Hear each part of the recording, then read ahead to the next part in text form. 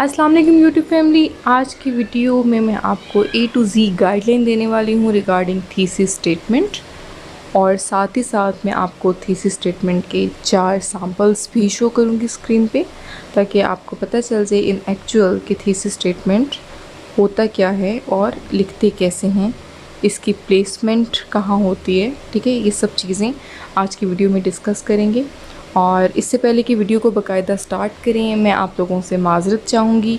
मुझे याद है मैंने कहा था कि आज स्टडी प्लान आ जाएंगे CSS 2022 के, बट अनफॉर्चुनेटली मेरे जो लैपटॉप की विंडो है वो उड़ चुकी है, और obviously it will take some time, और मे बी 1-2 दिन लग जाएँ मज़ीद। तो इसलिए अब यही है कि इंशाल्लाह 2 अगस्त तक आ जाएगा होपफुली। लैपटॉप का अमल दखल इस तरह से है क्योंकि मैंने वर्ड डॉक्यूमेंट पे ज़ाहिर अच्छे से टेबल्स बनाकर और बड़े स्ट्रक्चर्ड वे में बनाने थे प्लान्स। अगर मैं चाहूँ तो मैं पेज पे भी बना सकती हूँ, लेकिन मैं चाहती हूँ कि ज़रा प्रोफेशनल से लगें स्टडी प्लान्स, और आप लोग को प्रिंट करके उसको यूटिलाइज़ भी कर सकें। तो आज की वीडियो को स्टार्ट करते हैं। सबसे पहले बात कर ली जाए कि what is the thesis statement. The thesis statement is mostly the very first sentence that defines the course of your essay. यहाँ मैं ये बात क्लियर करती चलूँ कि ये कोई हार्ड एंड फास्ट रूल नहीं है कि थीसिस स्टेटमेंट आपके एसे का पहला जुमला ही होता है। ये सेंटर में भी हो सकता है और ये इंट्रोडक्शन के लास्ट में भी हो सकता है। ठीक है, लेकिन होता ही इंट्रोडक्शन में है, ये चीज़ तय है। उसके बाद देख लेते हैं। It is the sentence on which the direction of your whole essay depends. ये वो जुमला होता है जिस पे डिपेंड करता है कि आपके पूरे के पूरे एसे की डायरेक्शन क्या होने वाली है आगे जाकर। It defines the purpose of writing the essay. आप वो एसे क्यों लिख रहे हैं, ये आपका थीसिस स्टेटमेंट आपके रीडर को बताएगा। ठीक है, In simple words, it is the main idea of the essay. आपके एसे का मेन आर्ग्यूमेंट क्या है, मेन आइडिया क्या है, ये आपका थीसिस स्टेटमेंट बताता है। फिर चाहे आपका एसे जिस भी नेचर का हो, आर्ग्यूमेंटेटिव हो, एक्सपोजिटरी हो, फैक्चुअल हो, कंपैरेटिव एनालिसिस हुआ हो, उसमें कुछ भी, उसमें चाहे आपका स्टांस पूछा हो, ठीक है, सबके सब में जो आपका थीसिस स्टेटमेंट है वो आपका मेन आइडिया है।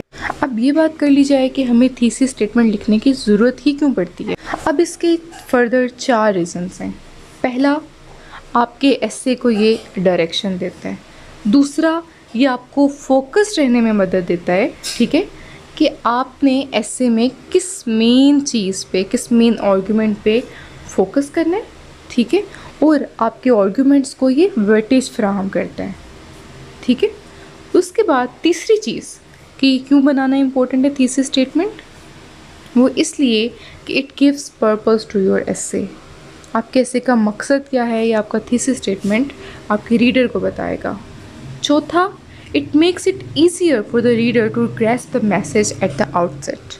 ठीक है, आपके रीडर को एक ही ग्लैंस में पता चल जाता है, एक ही नज़र में पता चल जाता है कि अच्छा आपका ये ओपिनियन है और आपका पूरा एसे इसी ओपिनियन के गिर्द रिवॉल्व करने वाला है।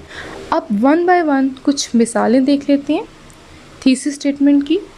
पहला टॉपिक है जी future of democracy in Pakistan, और इसका थीसिस स्टेटमेंट क्या होगा, इसको ज़रा पढ़ लेते हैं। The democracy is bound to thrive in Pakistan if all the institutions operate within their constitutional limits and the rule of law is respected. इसको 1 बाय 1 डिस्कस करते हैं, पहले सारी एग्जांपल्स देख लें। दूसरा टॉपिक है जी feminism is not really a third world issue. ये पास्ट पेपर टॉपिक है, 2017 में आ चुका है। इसका थीसिस स्टेटमेंट कुछ ऐसा होगा। Contrary to the belief that feminism is confined within the territorial jurisdiction of the underdeveloped nation, it is the universal phenomenon which advocates the equal social, political, legal, economic rights for women. अगला topic है does foreign aid help to achieve economic stability. ये भी पास paper का topic है, 2016 में आ चुका है। इसका थीसिस स्टेटमेंट कुछ यूँ होगा। Foreign aid really helps to bring economic stability if it is not coupled with the reforms in the home economy such as securing property rights, improving tax culture, abolishing the culture of corruption and improving the governance. अच्छा, चौथा topic है brains like hearts go where they are appreciated. इसका thesis statement क्या होगा? Recently the country has seen a significant number of skilled professionals from all walks of life leaving the country. The fundamental reason for this brain drain is the inability of the government to appreciate the potential value that they might add to the country. सबसे पहली quality thesis statement की क्या होती है? A strong thesis statement directly answers the hidden question asked in the topic. आपको पता है कि जो टॉपिक है एस्से का, कोई भी जो टॉपिक दिया जाता है पेपर्स में, वो आपके लिए एक हिंट है, ठीक है? वो समझ लें कि वो आपके लिए एक रिडल है जिसको आपने सोल्व करना है, ठीक है? तो उस रिडल को अगर आपने अपने थीसिस स्टेटमेंट में सुलझा दिया तो डेट्स मीन कि फिर आपका थीसिस स्टेटमेंट पास है, यानी कि एग्जामिनर की नज़र में वो ओके है। लेकिन अगर आप उस सवाल को ही समझ के जवाब ना दे पाए तो वो तो फिर जहाँ एग्जामिनर एक नज़र में इम्प्रेस हो सकता है, वहाँ एक ही नज़र में फिर वो आपको फेल करने का भी इरादा बांध सकता है। तो ये चीज़ भी नज़र में रखिएगा। इस चीज़ की मिसाल उन थीसिस स्टेटमेंट्स के सैम्पल से लेते हैं जो कि मैंने आपको अभी बताए हैं। For instance in the fourth topic, अब फोर्थ टॉपिक कौन सा था ज़रा देख लेते हैं। कीजिए, fourth topic, there is a hidden question asked in the topic why is brain drain happening in Pakistan. ठीक है, डायरेक्टली उन्होंने नहीं पूछा बट इनडायरेक्टली तो यही सवाल था ना, ठीक है? तो उसका जवाब किस तरह से दिया है उन्होंने? Recently, the country has seen a significant number of skilled professionals from all walks of life leaving the country. The fundamental reason, अब देखें यहाँ पे वो reason दे रहे हैं.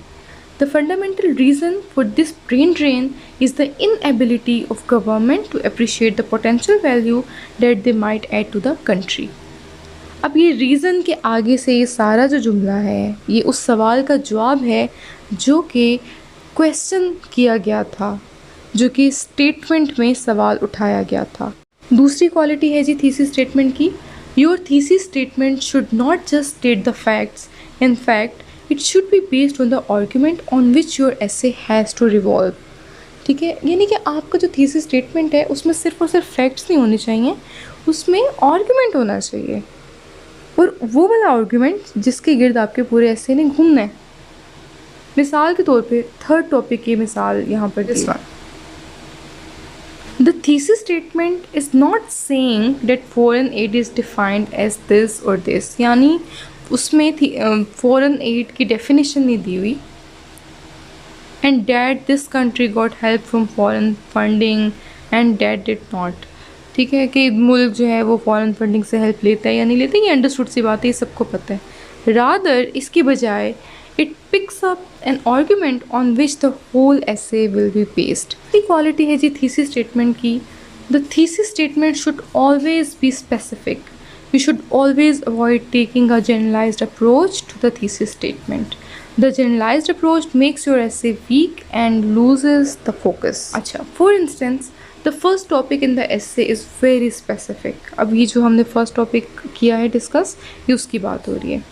It does not go into the history of democracy in Pakistan. Instead, it focuses solely on the future and gives the reason। Next देख लेते हैं। The thesis statement should always be within the introduction। ये बात मैं आपको पहले बता चुकी हूँ। और it can be placed anywhere। ये मतलब गलत अप्रोच है कि शुरू में ही आना चाहिए, अदरवाइज़ गलत हो जाएगा। नहीं, सेंटर में भी आ सकते हैं, इंट्रोडक्शन के शुरू में भी आ सकता है और इंट्रोडक्शन के लास्ट में भी आ सकता है। That's all for today guys। इंशाल्लाह स्टडी प्लान्स आ जाएंगे, आप लोग फिक्र ना करें।